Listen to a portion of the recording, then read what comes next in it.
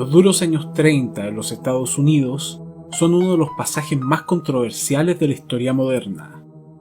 El nacimiento de la mafia, la corrupción policial, el desempleo y la pobreza marcaron a fuego a toda la nación. Solo un defensor desinteresado como Eliot Ness podía devolver la fe a los ciudadanos. Su constante lucha contra la corrupción y la mafia lo convirtieron en una leyenda, pero tuvo el infortunio de cruzarse en el camino de un astuto y pervertido psicópata que no cometía sus crímenes por dinero ni poder, sino por placer. Ness estaba lejos de entender los motivos de un asesino en serie de esta magnitud, y su desesperación por resolver el caso terminó por destrozarlo moral y psicológicamente.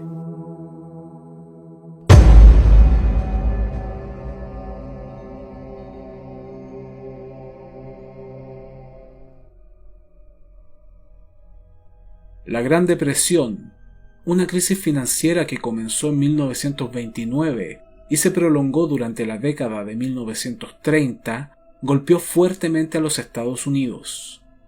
No solo la moral estaba baja, sino también los niveles de empleo. Los criminales se encontraban en cada esquina, pero los que más abundaban eran los vagabundos.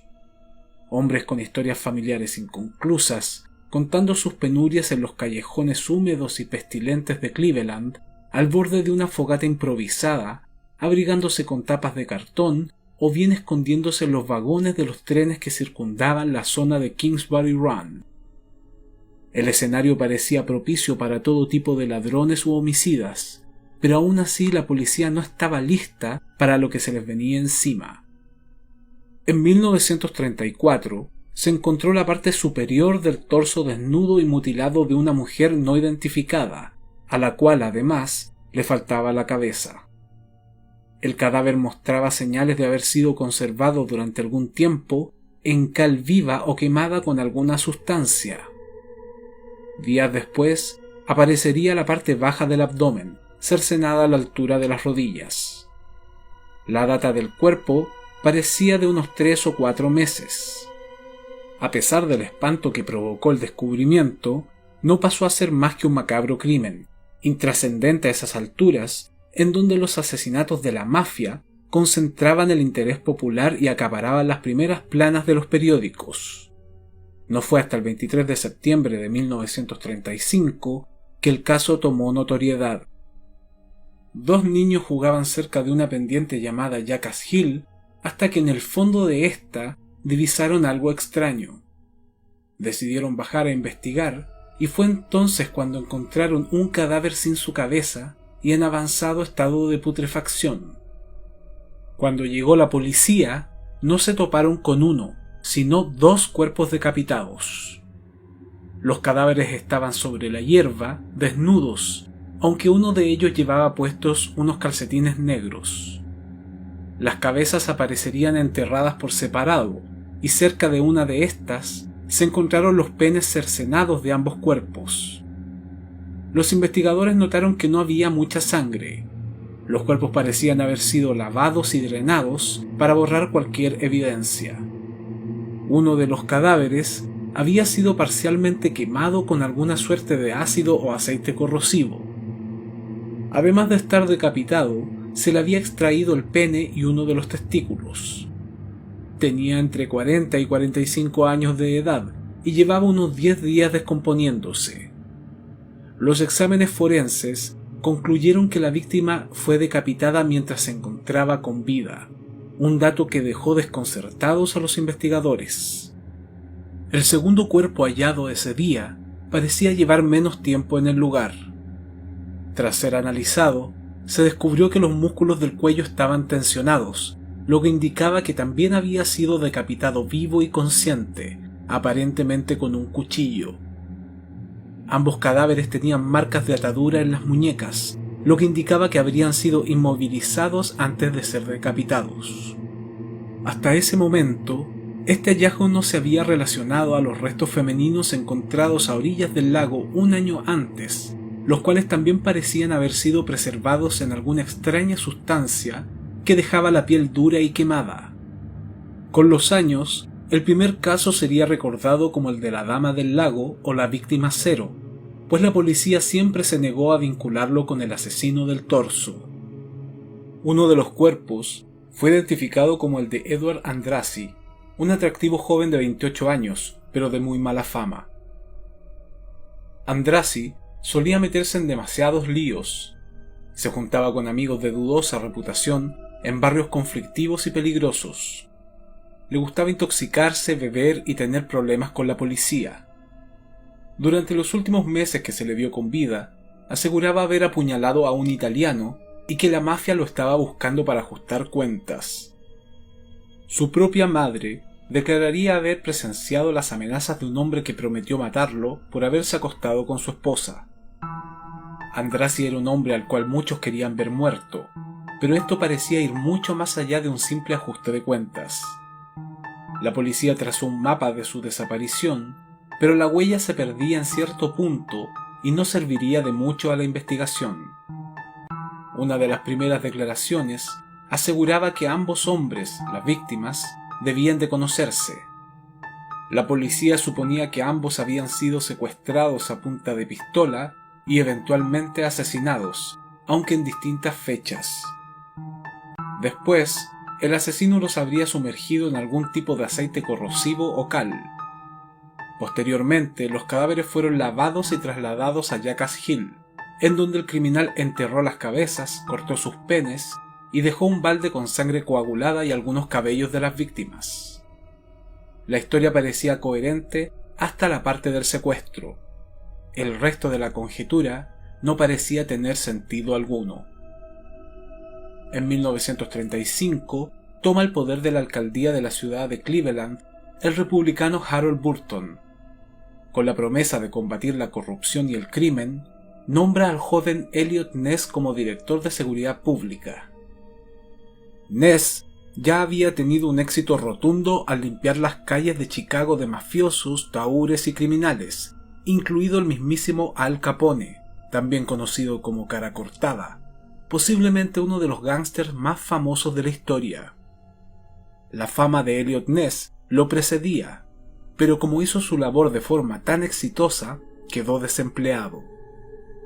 Aceptó este nuevo cargo con el fin de seguir su faena, pero lidiar con mafiosos y matones no era lo mismo que atrapar a un psicópata que comete asesinatos sexuales. El joven Eliot Ness demostró ser muy diligente, capturando a varios mafiosos y manejándose con destreza en su cargo.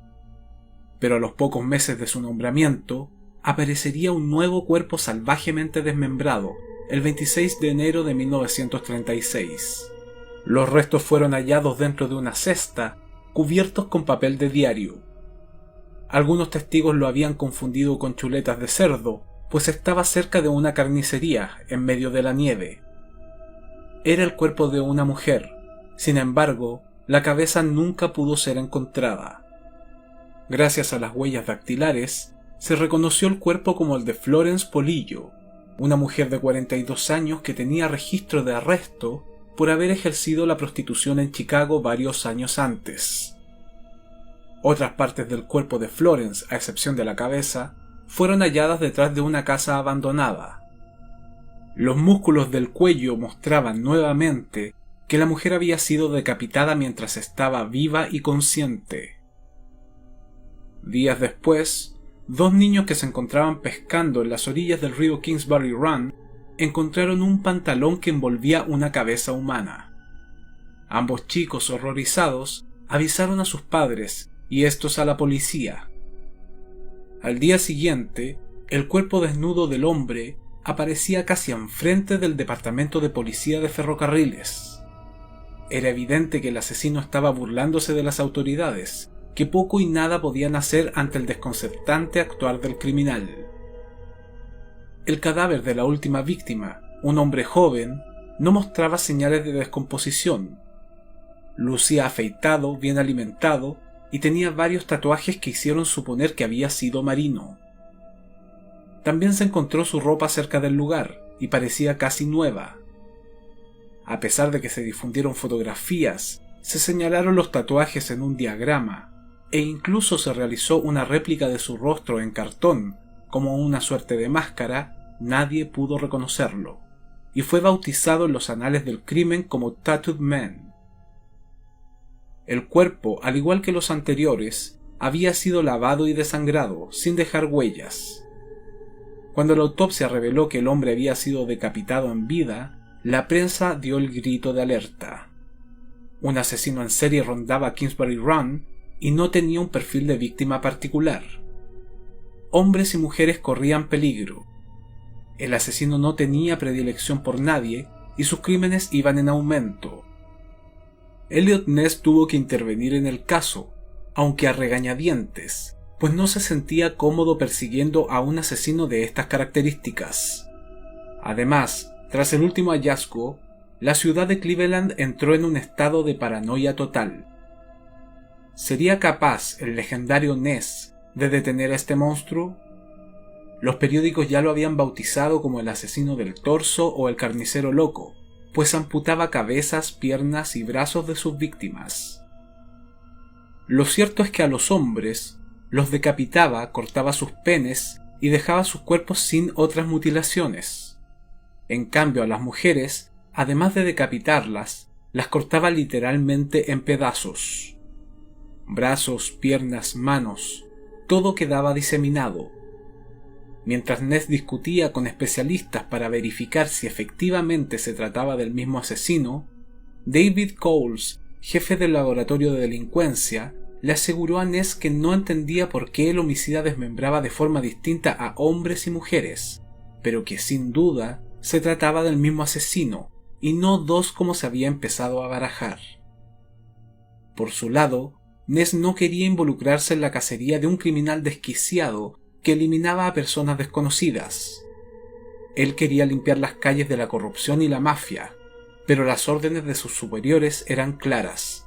Debía detener al asesino a toda costa. El hallazgo de un nuevo cadáver decapitado y cercenado alertó a la policía. El cuerpo estaba parcialmente desmembrado, con la palabra nazi escrita con cortes de cuchillo en el vientre. La policía dictaminó que no se trataba del mismo homicida, sino de un imitador. El 22 de julio de 1936, otro cuerpo decapitado aparecía en Big Creek, al lado sudoeste de la ciudad. Era un hombre de unos 40 años de edad, y su cabeza apareció a varios metros envuelta en unos pantalones. No logró ser identificado debido a su avanzado estado de putrefacción.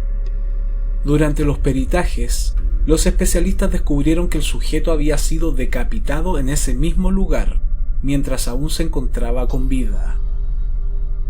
El 10 de septiembre, un vagabundo divisó el torso de un hombre flotando cerca de una cloaca. Una multitud se acercó, sedienta de morbo, al ver que la policía trataba de recuperar los trozos humanos de las pantanosas aguas. En la ribera se encontró una camisa azul empapada en sangre. Se buscaron las manos y la cabeza con el fin de identificar a la víctima, pero no se encontró nada. La situación se estaba tornando cada vez más compleja. Eliot Ness sabía que estaba contra el tiempo y que este criminal no era ordinario. Se había mostrado distante con el caso, sin embargo no podía seguir evitándolo ni delegar responsabilidades. Ordenó interrogar a cada enfermo mental, homosexual travestido, doctor, cazador y carnicero de la ciudad. También pidió a la policía que prestara atención a cualquier sujeto que caminara de noche por la calle y llevara consigo alguna navaja o transportara paquetes sospechosos. Varios agentes se hicieron pasar por mendigos e incluso homosexuales y comenzaron a vigilar las zonas que frecuentaban las víctimas que pudieron ser identificadas, pero fue inútil. The Cleveland News ofreció $1,000 por cualquier dato que ayudara a atrapar al esquivo asesino, una cantidad bastante considerable para aquellos años. Sin embargo, no se logró llegar a nada. Ante el fracaso de la operación, Eliot Ness volvió a dejar el caso en manos de la policía. Su evidente frustración comenzó a dar que hablar dentro de su círculo más cercano. Obviamente, no era coincidencia que el asesino no dejara pista alguna en el escenario de los crímenes. Parecía ser que el loco homicida no estaba tan loco como parecía, y más bien era un psicópata muy listo, tanto o más que los detectives que lo perseguían. Una de las primeras conclusiones a las que llegaron los investigadores era que el criminal perpetraba los asesinatos en algún galpón, matadero o clínica abandonada, con la suficiente privacidad como para tomarse todo el tiempo del mundo. También debía ser un hombre de gran corpulencia física como para someter y decapitar tanto a hombres y mujeres por igual, además de cargar los cadáveres a lugares alejados, en donde era imposible acceder con un vehículo ordinario. Otro de los aspectos que llamó la atención fue el innecesario riesgo que corría el asesino al dejar algunos cadáveres en lugares cercanos al departamento de policía. Se interrogó al menos 1500 sospechosos, desde un tipo llamado Dr. Voodoo, pasando por un gigante maniático que vagaba por las calles de Kingsbury Run con un enorme cuchillo en la mano, hasta un tipo apodado Chicken Freak, que acostumbraba a pagarle a prostitutas para que se desnudaran y decapitaran pollos mientras él se masturbaba. El 23 de febrero de 1937 aparecería otro torso partido en dos, flotando en la playa, en el mismo lugar donde se encontró el cuerpo de la Dama del Lago en 1934. Parecía ser que el asesino quería enviar un mensaje. Tal vez quería recordarle a la policía que sus víctimas eran 8 y no 7 como aseguraban. A pesar de las coincidencias, se confirmó que el cadáver correspondía a la 7ª víctima del asesino del torso. Un detalle grotesco y que llamó la atención de los forenses fue la tela del bolsillo de un pantalón que el asesino introdujo en el ano de su víctima. Jamás se logró dar con la cabeza, las piernas ni los brazos del cuerpo. El 6 de junio de 1937, un adolescente descubrió parte del esqueleto podrido de una mujer de baja estatura dentro de una bolsa de arpillera en un pequeño dique de piedra. El cadáver parecía haber estado ahí por lo menos un año. Se hallaron el torso, parte de las piernas y la cabeza. Estaba parcialmente envuelto en periódicos, algo que también caracterizaba al asesino que, al parecer, envolvía partes de los cuerpos con diarios comprados el mismo día de los asesinatos. El estado del cadáver era irreconocible. Solo se supo que se trataba de una mujer de color y que las vértebras destrozadas acusaban una violenta decapitación. Los medios de comunicación y la policía no tardaron en reconocer en este el 8º caso ligado al asesino del torso. La existencia de un asesino en serie suelto en la ciudad se convertía en un dolor de cabeza, y un nuevo descubrimiento volvió a arremecer a Kingsbury Run. El torso decapitado y los muslos de un hombre aparecieron flotando en el río Cuyahoga. La muerte del sujeto se debía a la decapitación, la indudable firma del homicida. Sin embargo, el asesino volvía a renovar su repertorio de sadismo. Esta vez le había sacado los intestinos y el corazón a su última víctima. Por lo general, los asesinos en serie poseen un patrón determinado de ataque. El asesinato es un ritual, y este asesino siempre empleaba el mismo método para eliminar a sus víctimas, la decapitación. La selección de una víctima, en el caso de los asesinos organizados, es esencial para la gratificación sexual. El asesino del torso no mostraba una clara preferencia por hombres o mujeres. Tampoco tenía reparos en asesinar a un hombre blanco o a una mujer de raza negra. No existía un perfil de víctima definido, lo que lo hacía aún más peligroso e impredecible. Además, se volvía cada vez más sádico y temerario. Eliot Ness se dedicó a detener maleantes menores y contener revueltas durante 1937. Intentaba inútilmente mantenerse al margen del caso del asesino del torso. Uno de los pocos movimientos que hizo al respecto fue pedirle a los medios de comunicación que no difundieran demasiada información sobre el asesino. Sabía que la popularidad alcanzada por este lo motivaba a seguir cometiendo crímenes.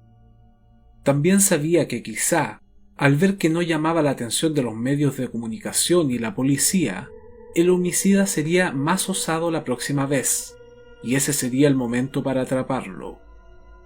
El jefe del laboratorio de delincuencia, David Coles, seguía la investigación tercamente, mientras Eliot Ness se mostraba cada vez más displicente con el caso.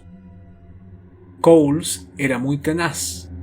Dentro de su investigación, apuntó el nombre de un tal Dr. Francis Edward Sweeney, un hombre alto, corpulento, con tendencia bisexual, alcohólico, psicótico y violento, el cual viajaba constantemente por Ohio.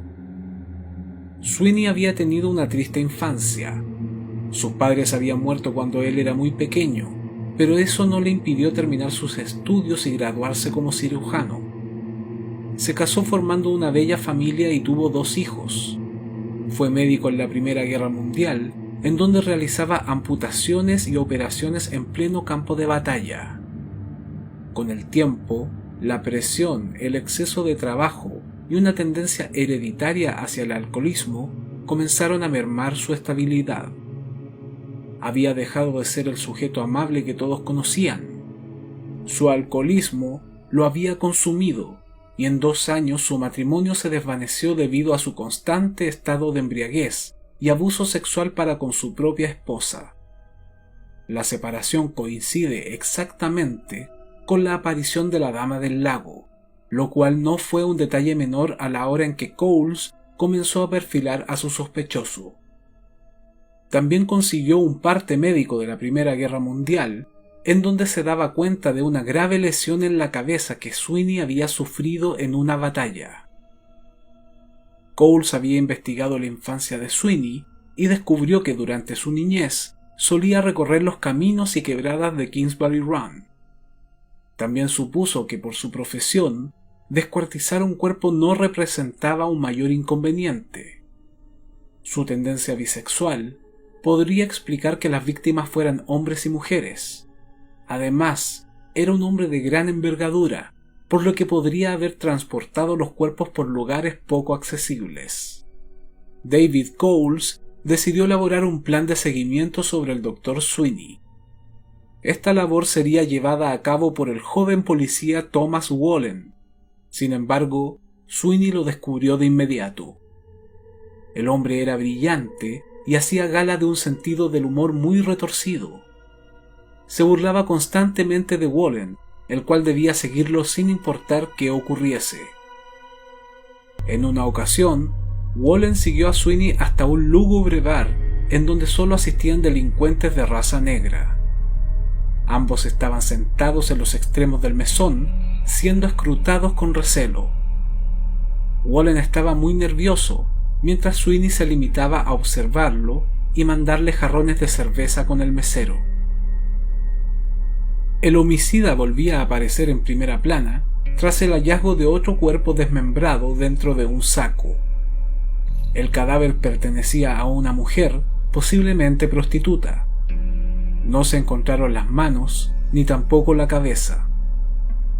La policía no lograba entender los motivos del asesino, y en realidad estaba muy lejos de hacerlo. En aquellos años no se sabía mucho sobre este tipo de criminales. Se trató de resolver el caso de la forma convencional, pensando que si se descubría la identidad de las víctimas, podrían hallar algo que las ligara al homicida. Pero los asesinos seriales prácticamente nunca escogen a alguien de su círculo más cercano. El 16 de agosto de 1938, 2 nuevos cuerpos fueron hallados en un vertedero. Ambos se encontraban en avanzado estado de descomposición. Aunque se rescataron un par de huellas dactilares, no pudieron ser identificados. Los investigadores no se ponían de acuerdo sobre si este hallazgo correspondía a un nuevo ataque del asesino del torso, pues las víctimas no fueron decapitadas. La ciudadanía estaba aterrada, pues la situación era insostenible. Querían a un culpable tras las rejas para poder dormir tranquilos. El 18 de agosto de 1938, 2 días después del hallazgo, Eliot Ness tomó una drástica decisión. Durante meses, había eludido la responsabilidad de encabezar las investigaciones respecto al caso del asesino del torso. La presión fue tal que decidió recorrer Kingsbury Run, sacando de sus chozas a todos los mendigos que se alojaban ilegalmente en el lugar, en busca de pruebas incriminatorias. Ness estaba seguro de que el asesino se ocultaba en alguna de aquellas cabañas construidas de materiales livianos y que alojaban principalmente a gente pobre y sin trabajo. A pesar de sus esfuerzos, no encontró absolutamente nada. Su frustración fue tanta que, en una medida desesperada y sin sentido, mandó a incendiar todas las chabolas, dejando a los vagos sin un lugar donde cobijarse. La prensa y la sociedad criticarían duramente el actuar de Ness. Resultaba evidente que el caso lo había sobrepasado.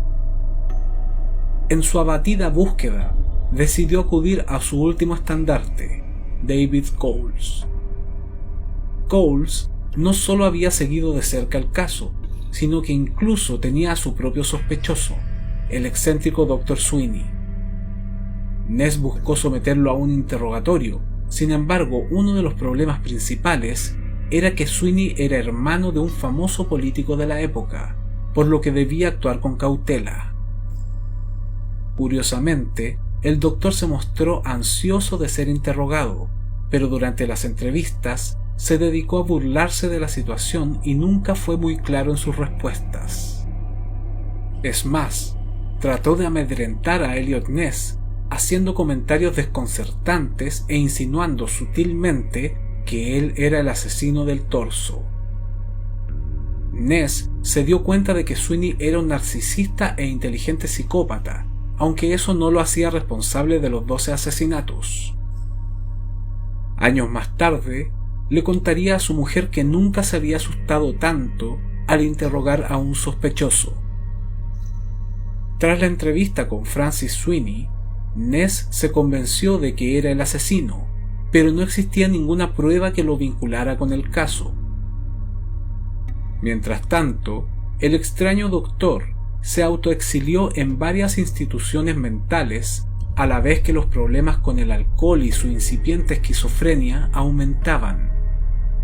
Era imposible no imaginar que Sweeney se había regocijado con el hecho de encarar al propio Ness y salir inmune, pero era un sujeto listo y tampoco quería pasar el resto de su vida en la cárcel. Los crímenes se detuvieron en 1938 y la policía nunca logró resolver el caso. En 1939 había aparecido otro sospechoso, pero nunca se le logró ligar satisfactoriamente con los crímenes del asesino del torso.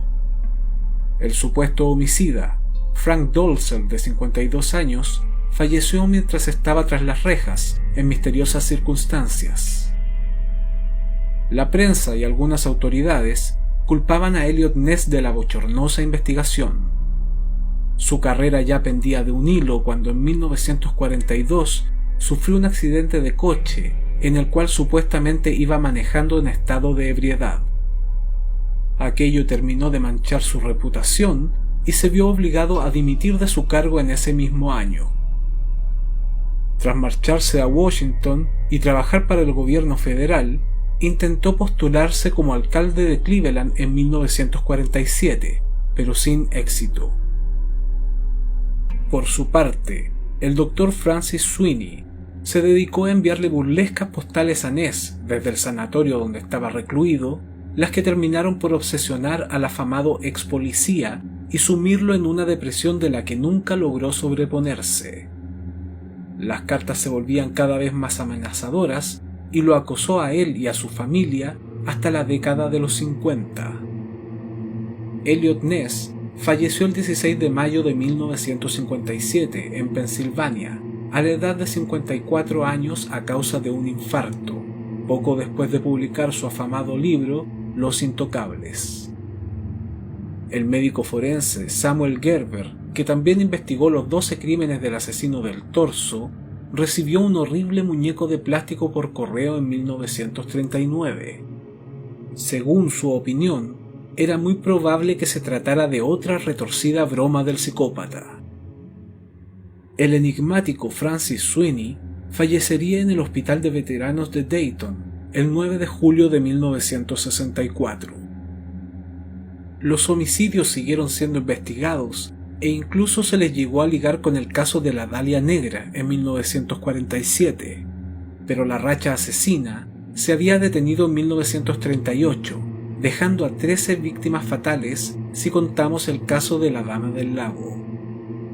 Actualmente, en el Museo de la Policía de Cleveland, se exponen algunas de las máscaras mortuorias realizadas para la identificación de las víctimas del sádico psicópata. Se cree que el asesino del torso siguió activo incluso durante 1950 y que la cifra total de asesinatos podría elevarse a más de 40.